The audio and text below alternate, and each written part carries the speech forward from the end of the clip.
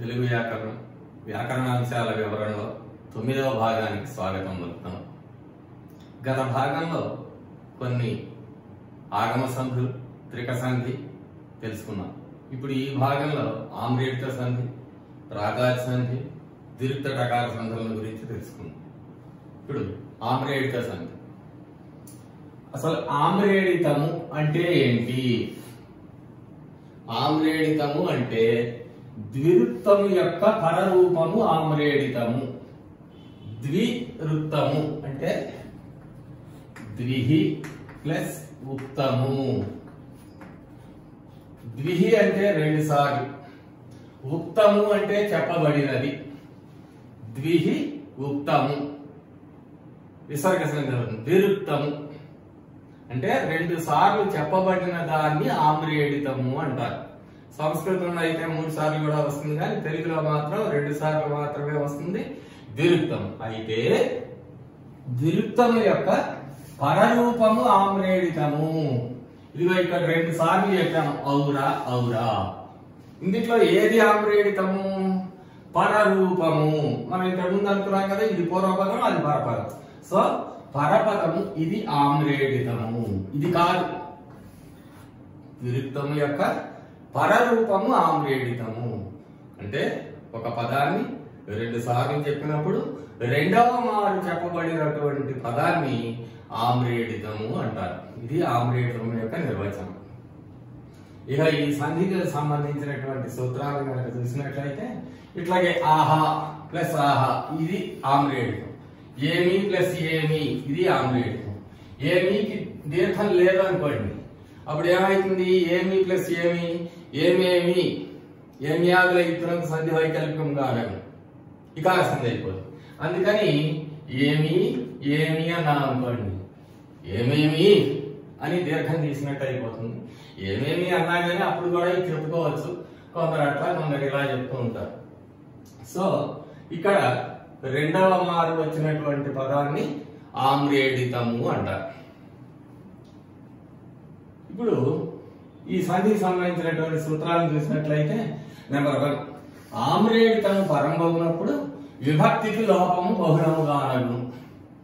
ఆమ్రేడితము పరమయ్యేటప్పుడు విభక్తికి లోపము బహుళముగానగును.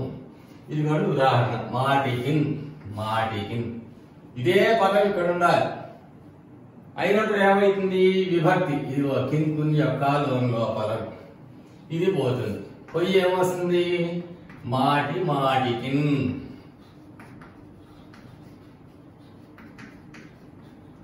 అంటే విభక్తి లోపించింది. ఆమ్రేడితం పరమయ్యేటప్పుడు విభక్తికి లోపం వచ్చి సంధి జరుగుతుంది. జరగలేదనుకోండి మాటికిన్ మాటికిన్ అనే ఉంటుంది. అయితే మీరు పిల్లలు సహజంగా చేసే తప్పు ఏంటంటే మాటి మాటికిన్ అని ఇచ్చి ఆ పదాన్ని విడదీయమన్నప్పుడు మీరు ఏం చేస్తుంటారు? మాటి ప్లస్ మాటికిన్ అంటారు. అది తప్పు. ఎందుకని? ఆమ్రేడితము అన్నప్పుడు ప్లస్ కు ముందర ఏ పదం ఉంటుందో అవతల కూడా అదే పదం ఉండాలి. ఏ అక్షరము తేడా ఉండకూడదు.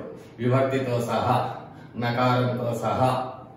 మీరు మొండిగా గుర్తుపెట్టుకోవాలంటే ఇలాంటిది వచ్చినప్పుడు ఇది గుర్తుపెట్టుకోండి. అనుమానం వచ్చినప్పుడు అది ఆమ్రేడ్ సంధి అని మీకు అనిపిస్తే మాటికిన్ అనేది గుర్తుపెట్టుకుంటే ప్లస్ కు ముందు కూడా మాటికిన్ పడేయచ్చు. అప్పుడు మాటికిన్ ప్లస్ మాటికిన్ మాటి మాటికిన్. ఈ మొదటి సూత్రం చేత విభక్తికి లోపం వచ్చి సంధి జరిగి మాటి మాటికిన్.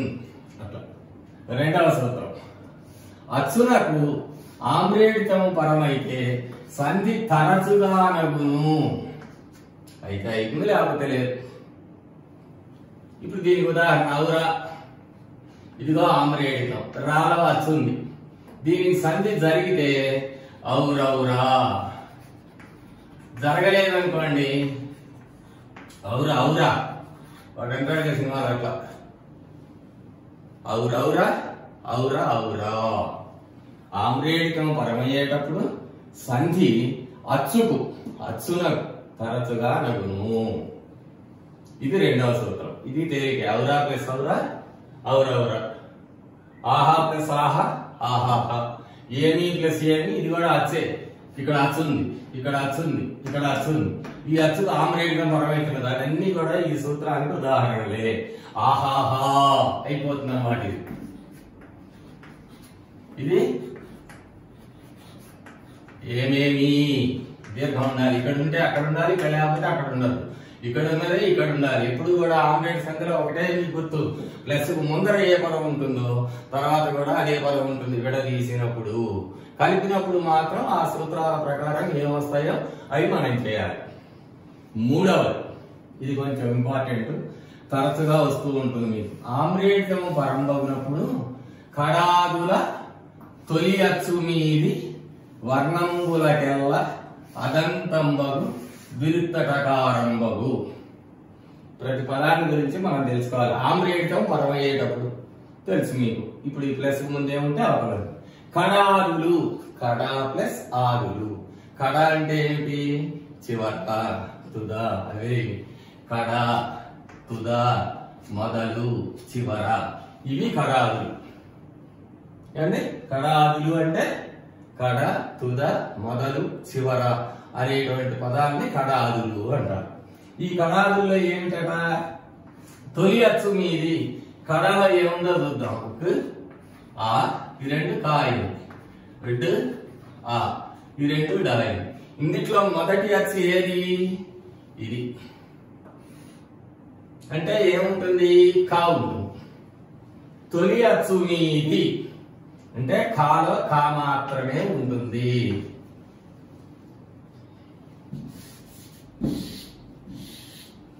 ఉంటే ఏమైతుందట? తొలి అచ్చు మీది వర్ణంబులకెల్లా అక్షరాలన్నిటికీ ఏమున్నాయి? ఇంకా ఇక్కడ అక్షరాలు కడా ఉన్నాయి. కడాలో డా ఉంది. ఇక్కడ ఒకటి కానీ రెండు కానీ, ఇక్కడ రెండు ఉన్నాయి, ఇక్కడ రెండు ఉన్నాయి. ఎన్ని అక్షరాలన్నా ఉండని, కా మాత్రం మొదటి అక్షరం మాత్రం మిగులుతుంది. మిగిలి వాటి ప్లేస్ లో ఏమొస్తుందట? అదంతంబగు దిరుత్తటకారం. అదంతం అంటే అత్, పొట్టి, అంతమందు చివర ఉన్నటువంటి. దిరుత్తము అంటే 2 సార్లు చెప్పబడింది. టకారము ఇది అంటే 2 సార్లు చెప్పినటువంటి టా అనేది వస్తుంది. ఈ టా ప్లేస్ లో ఏమొస్తుంది? టా వస్తుంది. యువతండి మామూలుగా ఉంటుంది. అప్పుడు ఏమైంది? కట్ట కడా. అదే అన్నమాట. అట్లాగే తుద, తుదాలో మొదటిది తూలో ఊ ఉంది. అంటే ఆ తూ మాత్రం పోయి ఈ దా మాత్రం పోతుంది, తూ మాత్రం ఉంటుంది. ఇక్కడ టా వస్తుంది, వచ్చి తుదా, తుట్ట తుదా. అట్లాగే మొదలు ఎన్ని అక్షరాలన్నా మనం ఏం చెప్పాడు మనకి సంధిరావు? ఆమ్రేడితం పరమైనప్పుడు కడాదుల తొలి అచ్చు మీది వర్ణంబులకు ఎన్నన్నా ఉండదు, అన్ని అక్షరాలు పోతాయి. వాటన్నిటికీ ఎల్లన్నంటే అన్నిటికీ అదంతం బగు అత్తులు అంతమంతు ఉండేటువంటి విరుత్తటకారం వస్తుంది. అప్పుడు మో దలు పోతుంది, మోలో ఓ ఉంది, తర్వాత ఉన్న అక్షరాలు పోయి ఆ ప్లేస్ లో టా వచ్చి తర్వాత మొట్టమొదట. అట్లాగే చివర చివర, చిట్ట చివర. అదనమాట. పగలు పగలు, పట్ట పగలు. అయితే మీరు వీటిని విడదీసేటప్పుడు మాత్రం తుట్టా ప్లేస్ తుదా, కట్టా ప్లేస్ కదా, మొట్టా ప్లేస్ మొదట, చిట్టా ప్లేస్ చివర విడదీయకుండా తుదా ఉంది కాబట్టి తుదా ప్లేస్ తుదా, కడా, కడా ప్లేస్ కడా, మొదలు ప్లేస్ మొదలు, చివర ప్లేస్ చివర. మళ్ళీ ఒకసారి ఆమ్రేడితం పరమయ్యే ప్రతి వర్డ్ ఇందులో ఇంపార్టెంట్. ఆమ్రేడితం పరమయ్యేటప్పుడు కడాదుల, కడా మొదలైనటువంటి వాటి యొక్క తొలి అచ్చు మీది ఆ పదంలో ఉన్న మొదటి అచ్చు. ఇక్కడ చెప్తున్నాం మనం క, ఆ, డ్, ఆ. ఇది కడ, ఇది తొలి అచ్చు. అంటే ఇది మాత్రం ఉంటుంది, మిగతా ఎన్ని అక్షరాలు ఉందా అవన్నీ పోతాయి. వాటన్నిటి మీదకి ఏమొస్తుంది?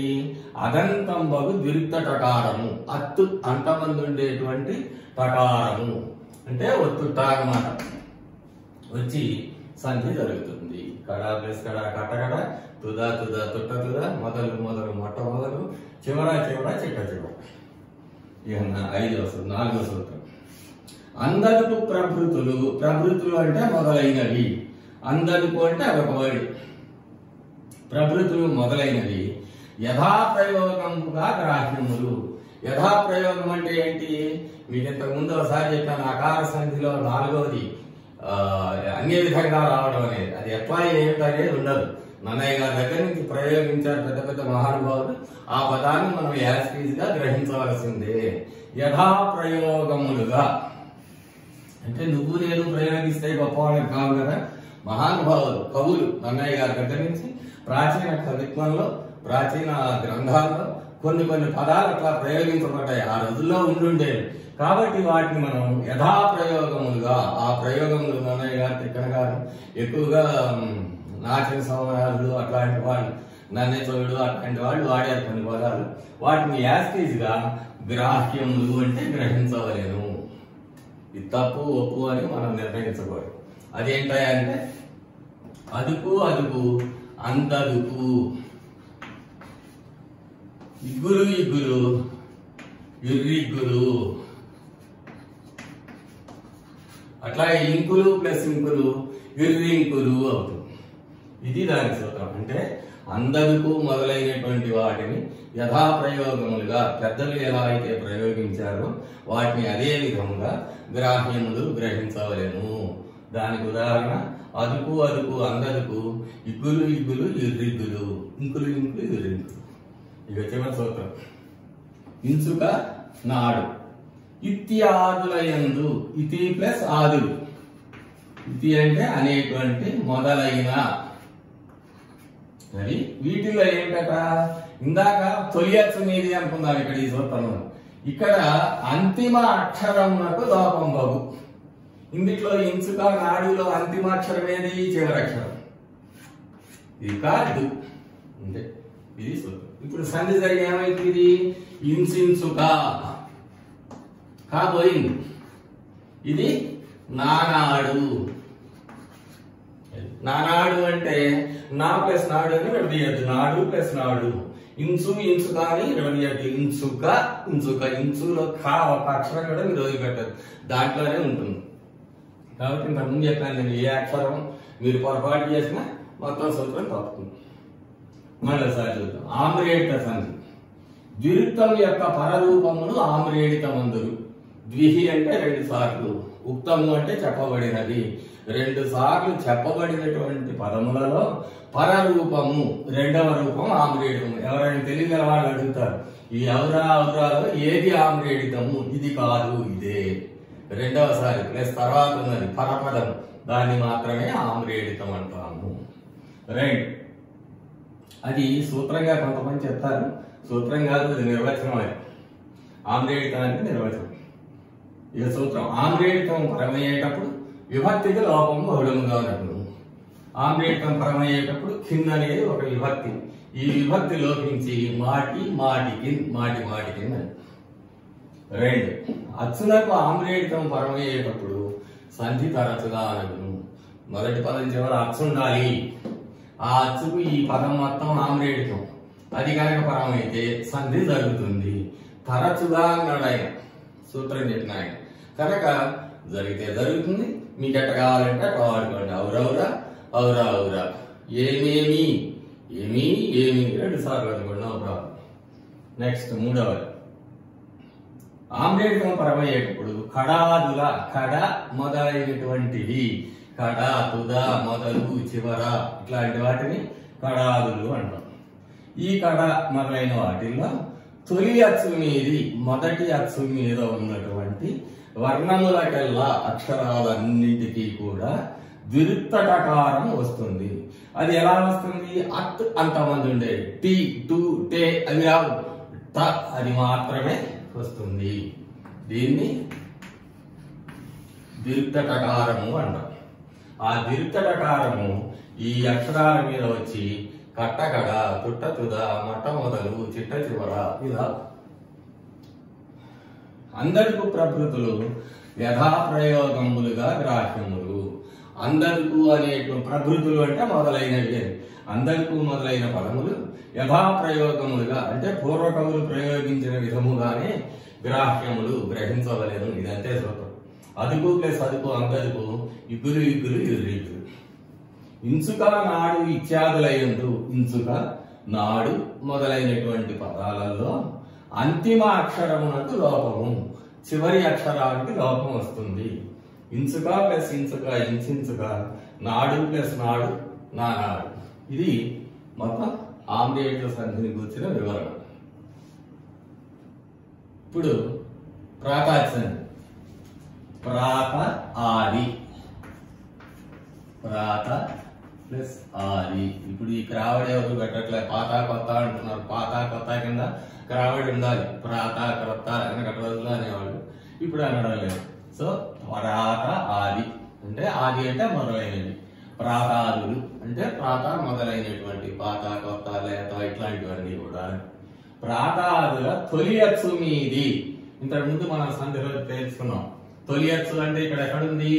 ఉప్పు రు ఆ ఎత్తు ఆ, ఇందుట్లో తొలి అచ్చు ఇది అంటే ఈ అక్షరం మాత్రం ఉంటుంది.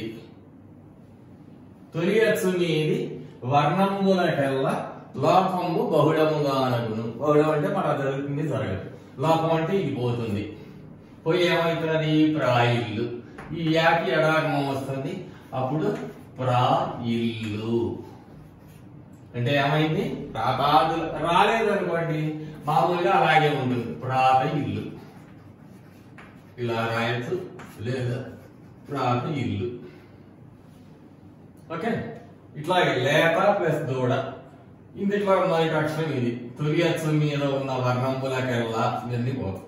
పోయి ఏమవుతున్నది? లే దూడ. సంధి జరగలేదు అనుకోండి, లేక దూడ. అట్లా ప్రాతాదుల తొలి అచ్చు మీది మొదటి అక్షరం మీద ఉన్న వర్ణంబులకు అక్షరాలకు అన్నిటికీ లోపము బహుళముగా నగును. ప్రాత ప్లస్ ఇల్లు ప్రాయిల్లు, లేత ప్లస్ దూడ లేదూడ. ఇది ఒక సూత్రం. అంటే దీంట్లో ఏమొచ్చింది? మనకి లోపం వచ్చింది. ఇది గుర్తుపెట్టుకోవాల్సింది. మొదటి సూత్రం చేత మనం ఏం సాధిస్తున్నాం? మొదటి పదంలో ఉన్న మొదటి అచ్చు మీది వర్ణములకన్నిటికీ లోపం వస్తుంది. తర్వాత సూత్రాలకి ఇది ఉపయోగపడుతుంది, అవసరమైంది. అందుకోసమని ఇది గుర్తుపెట్టుకోవాలి. ప్రాతాదుల తొలి అచ్చు మీది వర్ణములకెల్లా లోపము బహుళముగా నగును. మొదటి సూత్రం చేత మనం సాధించింది లోపము. ఇప్పుడు రెండవ సూత్రం లుప్త శేషము. శేషం అంటే ఏంటి? మ్యాథమెటిక్స్ లో చేస్తారు కదా, ఈ అంకెని ఈ అంకె చేత భాగిస్తే ఈ భాగఫలం వస్తే చివరికి మిగిలింది శేషం. సో శేషము ఈజికట్టు మిగిలినది. ఇక్కడ లుప్త శేషం. లుప్త అంటే లోపించిన, అంటే మొదటి సూత్రం చేత లోపించింది. లోపించగా మిగిలినటువంటి దాన్ని ఏమంటాం? లుప్త శేషము అంటాం. ఇప్పుడు ఇది లేక కొమ్మ ఉంది. మొదటి సూత్రం చేత ఏమైతుంది? ఇప్పుడు ఇది లే ప్లస్ కొమ్మ అయింది. ఈ సూత్రం చేత ఏమైతున్నది? ఇప్పుడు ఈ లే అనేది లుప్త శేషం. అంటే లేక అనే పదంలో లోపించగా మిగిలినటువంటిది లుప్త శేషము. ఈ లుప్త శేషమునకు పరుషములు పరమగునప్పుడు, పరుషములు అంటే కచరతములు, ఇదిగో పరుషం పరమైతుంది. పరమయ్యేటప్పుడు ఏమొస్తుంది? ను అనేది ఆగమంగా వస్తుంది. అప్పుడు మధ్యలో లేను కొమ్మ, దట్ ఈజ్ ఈక్వల్ టు లేగొమ్మ. అట్లాగే కెంపు తలేదు. ఇప్పుడు చెప్పండి, ఇందులో ఏం పోతుంది? పువ్వు పోతుంది.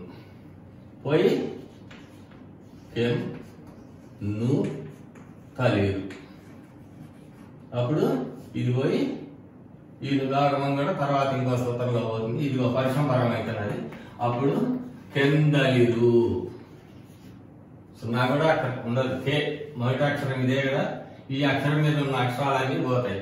కే ప్లస్ ను ప్లస్ తలిరు అని మిగులుతుంది. మొదటి సూత్రం చేత కెంపులో కే అనే అక్షరం మాత్రం మిగిలి సున్నా పు అనే అక్షరాలు పోతాయి. పోయి ఈ సూత్రం చేత లుప్త శేషం కే ఈక్వల్ ఇప్పుడు లుప్త శేషం. ఈ లుప్త శేషానికి పరిశ్రమలు పరమవుతున్నాయి. పరమయ్యి నుగాగమం వస్తుంది. కే ను తలిరు, అది మొత్తం కెందలిరు అవుతుంది. అది ఎట్లాగా అది మళ్ళా ముందర సూత్రంలో తెలుస్తుంది. నెక్స్ట్ ఈ రెండు ఒక భాగం. ప్రాతాదుల తొలియత్స మీది వర్ణములకెల్ల లోపం బహుళముగా అనుగును.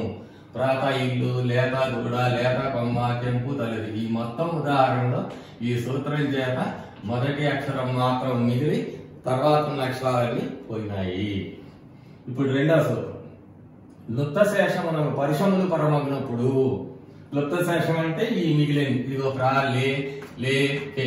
అయితే దీనికి ఏం పరం కావాలి? పరిశ్రమలు పరం కావాలి. ఇక్కడ కావట్లేదు, ఇది పరిశ్రమ కాదు, అందుకని అది వేరే. ఇక్కడ పరిశ్రమలు పరమైన ఇది ఒక ఇది ఒక. పరిశ్రమలు పరం అయితే ఏమొస్తుంది? మధ్యలో నుగాగమం వచ్చి లేగమ్మ కిందలిరు అని. ఈ రెండిటికి ఒక సూత్రం, ఈ రెండు సూత్రాలు వస్తాయి అట్లాంటి ఉదాహరణలు. ఇక క్రొత్త శబ్దానికి వచ్చే వరకల్లా ఈ సూత్రం వస్తుంది. ఇది కొత్త అన్న పదం కనుక మీకు కనపడితే క్రొత్త ప్లస్ అని ఏ పదాన్ని విడదీసినా ఈ సూత్రం రాయాలి. ఇప్పుడు చూడండి, క్రొత్త శబ్దమునకు ఆది అక్షర శేషమును. ఆది అక్షర ఆది అక్షర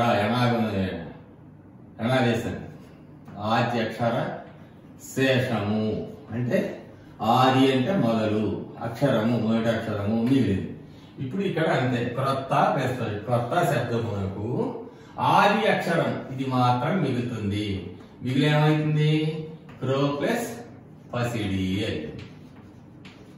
తర్వాత ఏమైతుందట? కొన్ని ఎడల నుగాగమంబును. కొన్ని చోట్ల నుగాగమం కూడా వస్తుంది. అప్పుడు నువ్వు కూడా వచ్చి కురు బసిడి. అట్లాగే క్రొత్త ఛాయ మా ఆద్యక్షర శేషమును కొన్ని ఏళ్ల నుగాగమమును.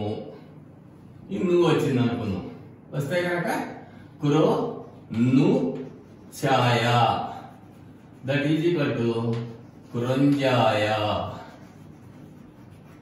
ఇది ఒక భాగం. ఇక్కడ క్రొత్త శబ్దమునకు ఆద్యక్షర శేషమును కొన్ని ఎడల నుగాగమంబును కొన్ని ఎడల ద్విత్వమును వచ్చును. ద్విత్వం అంటే ఇందా చెప్తున్నాం, అదే అక్షరానికి అదే హల్లు ఒత్తుగా కనుక వస్తే అది.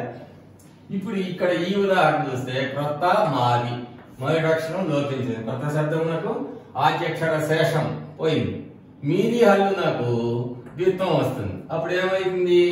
మా కింద మా ఒత్తు వచ్చి క్రొమ్మావి. క్రొత్త ప్లస్ నానా ఇది పోతుంది, క్రొన్నానా.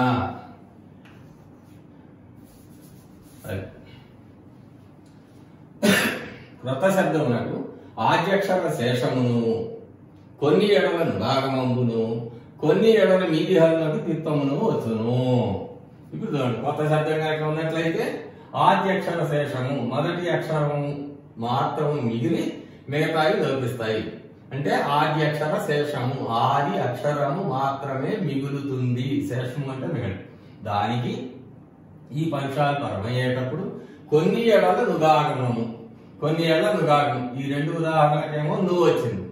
కొన్ని ఏళ్ల మీది హల్లునకు ద్విత్వం. ఇక్కడ నువ్వుతో పని లేదు, ఎందుకంటే ఈ పరీక్షలు కావు కాబట్టి వాటికి ఏమైంది? మీది హల్లుకు ద్విత్వం వచ్చింది. వచ్చి క్రొంబసిడి నుగాగం వస్తేనేమో సున్నా వచ్చే ఆ ప్లేస్ లో క్రొంబసిడి క్రొంజాయ అవుతుంది. మీది హల్లుకు ద్విత్వం వస్తే క్రొమ్మాది క్రొన్నన అవుతుంది. ఇక నాలుగవ సూత్రం, ఈ గోరంతా బడి లేకుండా కొన్ని ప్రయోగాలు పెద్దవాళ్ళు చేశారు. దానికి మళ్ళీ వేరే సూత్రాలు పెట్టకుండా ఈ సూత్రం పెట్టారు. అన్యములకు సహితం ఇక్కడ పాతకు చెప్పాం, ఇక్కడ కొత్తకు చెప్పాం. అన్యము అంటే ఇతరము, ఇతరమైనటువంటి పదాలకు కూడా కొన్నిటికి. సహితము అంటే కూడా, అన్యములకు అంటే ఇతరములకు కూడా. ఈ కార్యములు ఇంతకుముందు చెప్తున్నాం అంతరిక సంధి. ఈ ప్లస్ కార్యములు, ఈ కార్యములు. ఈ కార్యములు అంటే ఏం పనులు? ఇప్పుడు ఏమొచ్చినాయి మనకి? ఇక్కడ లోపం వచ్చింది, ఇక్కడ నుగాగమం వచ్చింది, ఇక్కడ ద్విత్వం వచ్చింది. అంటే మూడు వచ్చినాయి మనకి ఈ పై సూత్రాల్లో. ఒకటి లోపము, రెండు నుగాగమము, మూడు ద్విత్వము. ఈ మూడు కార్యములు కొండొకచో కానంబడేది కొన్ని చోట్ల కనబడతాయి. అంటే అది పాతగానక్కర్లేదు, కొత్తగానక్కర్లేదు. కానీ కొన్ని ప్రయోగాలను బట్టి అన్యములకు సహితము ఇతర పదములకు కూడా ఇక్కార్యములు అంటే లోప, నుగాగమ, ద్విత్వములు, ఈ మూడు అన్నమాట. లోపము, నుగాగమము లోపము నుగాగము వస్తేనేమో సరళాజయ సంధి వల్ల సున్నాది అంతా అది అవుతుంది. తర్వాత ద్విత్వము వచ్చి అది బ్రహ్మాలు బ్రహ్మాలు. ఇట్లాగా కొన్ని చోట్ల కనబడుతున్నాయి. దీనికి ఉదాహరణ మీదు ప్లస్ కడ విడదీస్తే ఏమవుతుంది? తినపం తెలుసు కానీ విడదీయటం తెలియదు చాలా మందికి. ఏమవుతున్నాయి అంటే మీగడ. ఎవరన్నా అనుకుంటారా మీగడ విడదీస్తే మీది కూడా? పాల మీద కడ కట్టినట్టుగా కట్టింది కాబట్టి అది మీదు ప్లస్ కడ. ఏమైంది ఇక్కడ? ఇది లోపించింది అంతే కదా. లోపం నుగాగము వస్తుంది. నువ్వు వచ్చి ఈ రెండు కలిపి మళ్ళా మీ కాల గాయం. ఇది మీదు ప్లస్ కడ మీగడ. ఇక ద్విత్వం కావాలి కదా నెర. ఇప్పుడేమో ఇది రాస్తున్నాం, కొంతమంది ఇప్పుడు ఇది కూడా రాస్తున్నారు. నెర ప్లస్ మనము ఇది లోపించింది. ఇక్కడ నుగాగమం రాలేదు, ద్విత్వం వచ్చింది. ద్విత్వం వచ్చి మీది అల్లు నాకు ద్విత్వం నెమ్మనము. అట్లాగే నెర తాలి నెత్తాలి రా లోపిస్తుంది, తాకి ఒత్తు వస్తుంది. ఇది 4వ సూత్రం. ఈ 4 ఇంపార్టెంటే, కానీ ప్రాతాదుల మీద వచ్చినప్పుడు ఈ 2 రాస్తే సరిపోతాయి. కొన్నిటికి అచ్చులు వర్షాలు లేక అచ్చులు మాత్రం వస్తే ఈ ఒక్క సూత్రం సరిపోతుంది. లేత కొమ్మ అంటే నుగాగమం కనుక వచ్చేటైతే 2 సూత్రాలు రాయాల్సిందే. కొత్త శబ్దానికి వస్తే మాత్రం ఈ సూత్రం ఒక్కటి సరిపోతుంది. ఈ 2 కాకుండా మిగతా పదాలు ఏమన్నా వస్తే ఈ సూత్రం రాయాలి. ఈ 4 కూడా ప్రాతాది సంధికి సంబంధించినటువంటి సూత్రాలు. ఒక్కసారి ప్రాతాల్లో తొలియచ్చు మీది వర్ణము దగ్గర లోపం బహుళముగా మొదటి సూత్రం. ప్రాత ఆదుల మొదలైనటువంటి వాటి పదముల మీద తొలి అచ్చు మీది మొదటి అచ్చు మీద ఉన్నటువంటి అక్షరాలన్నింటికి ఏమొస్తుంది? లోపము బహుళముగా. ఉదాహరణ ప్రాత ఇల్లు ఇల్లు, లేత దూడ లేదూడ.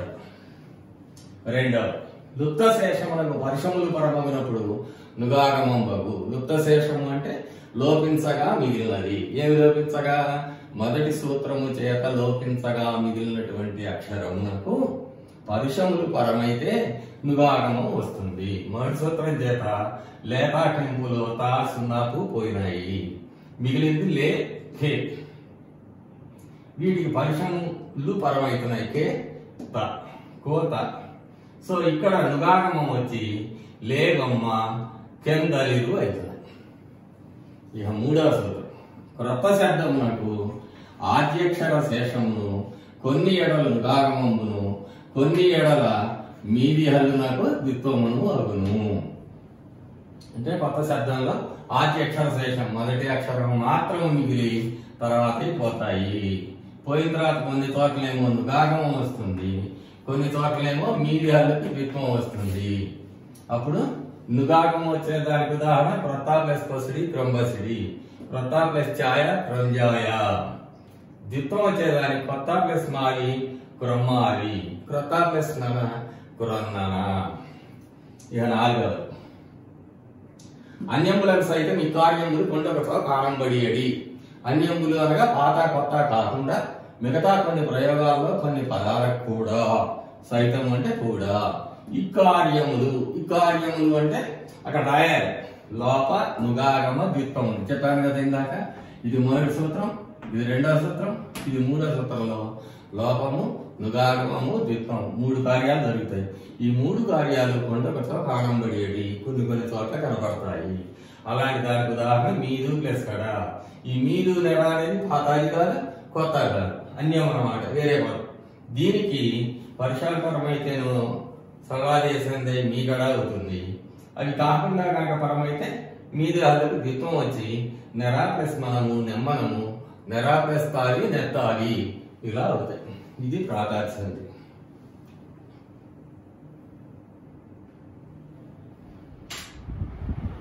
ఇప్పుడు విరుక్తటకార సంధి. ముందు మనం చెప్తున్నాం ద్విహి ఉక్త టకారము. ద్విహి ఉక్త అంటే 2 సార్లు చెప్పబడిన టకారము, దట్ ఈజ్ ఈక్వల్ టు ట. ఇది వస్తుంది కాబట్టి ఈ సంధి విరుక్త టకారం. 2 సార్లు చెప్పబడినటువంటి టకారము అది వచ్చే సంధి కనుక దీర్ఘటకార సంధి. సూత్రం చెప్తాం. కురు, చిరు, కడు, నడు, నిడు. ఈ 5 పదాలు కంఠస్థం చేయాలి. కురు, చిరు, కడు, నడు, నిడు. ఏముంది వీటిల్లో? ఇక్కడ రా ఉంది, ఇదిగో రా, ఇదిగో డ, ఇదిగో డ, ఇదిగో డ. కురు, చిరు, కడు, నడు, నిడు శబ్దములలో ఉన్న రా డాలకు, రా అనే అక్షరం, డా అనే అక్షరం, వీటికి అచ్చు గనక పరమైతే ఏమొస్తుంది? దీర్ఘటకారం వస్తుంది. అంటే సింపుల్ సూత్రం. కురు, చిరు, కడు, నడు, నిడు శబ్దములకు ఏం పరం కావాలి? అచ్చు పరం కావాలి. పరమైతే ఏమొస్తుంది? దీర్ఘటకారం వస్తుంది. ఇంతే సూత్రం. ఈ 5 పదాలు గుర్తుపెట్టుకుంటే ఈజీ అయిపోతుంది. కురు, చిరు, కడు, నడు, నిడు శబ్దములలో ఉన్న రా లకు అచ్చుపరమైతే దీర్ఘటకారం వస్తుంది. ఇప్పుడు ఉదాహరణ చూద్దాం.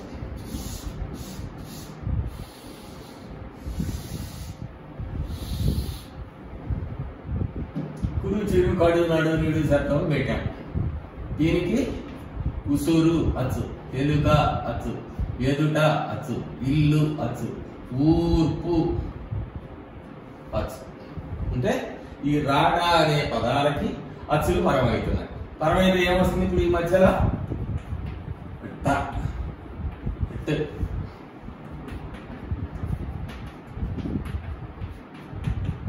ప్లస్ ఉసురు, ఎలుక. ప్రధానికి కూడా ఏమొస్తుంది అన్నమాట? కురు, చిరు. ఇక్కడ ఏం మార్పులు ఏం లేవు. కురు, చిరు, కడు, నిడు, నడు శబ్దములకు రాడాలకు అచ్చుపరమైతే ఈ రాడాలు పోతాయి. ఏమైపోతాయి? పోతాయి. ఈ ప్లేస్ లో ఏమొచ్చింది? కురు ప్లస్ ఉసురు, కు ప్లస్ ఇట్టు ప్లస్ ఉసురు ఇవి పోయినాయి. అప్పుడు ఏమైంది? కుట్టుసురు.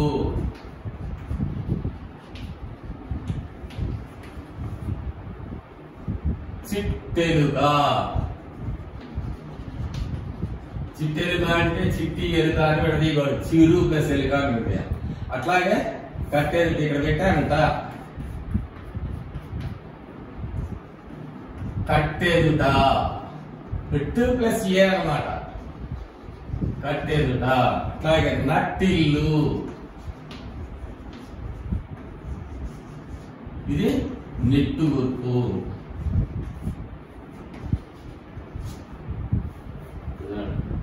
కురు, చిరు, కడు, నడు, నిడు శబ్దములలో ఉన్నటువంటి రాడాలకి అచ్చుపరమైతే ఆ ప్లేస్ లో ఆ రాడాలకి ఏమొస్తుంది? ఈ దీర్ఘటకారం దేనికి వస్తుంది?